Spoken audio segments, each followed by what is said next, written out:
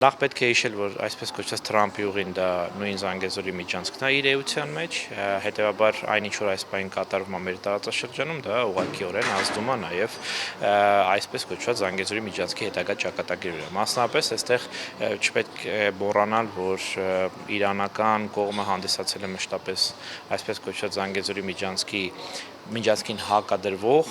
դրա իրականացմանը խոչընդոտող ուժ, ինչի մասին պարբերաբար խոսվել է Թուրքիայում եւ Ադրբեջանում, հետեւաբար, եթե այս պահին իրանական այսպես պետությունը թուլացած է կամ զբաղված է կամ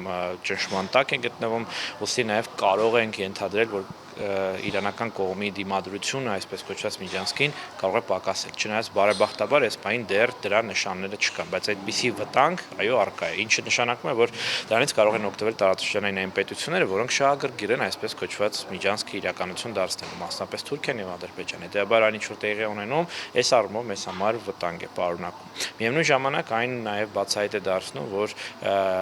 այդ թուրքական այդպես միջանցքի ձևավորումը իրենից վտանգ է ներկայացնում ոչ միայն Հայաստանի, այլ նաև տարածաշրջանի բազմաթիվ երկրների համար եւ առաջին հերթին Իրանի, հետեւաբար կարծում եմ, որ Իրանի հաղթանակի պարագայում, այսինքն այս ճնշմանը դիմադրելու պարագայում հաջող դիմադրելու պարագայում մենք կունենանք իրանական փաստացի այսպես դիրքերի ել ավելի ամրապնդում այս հարցում, ինչը չի կարող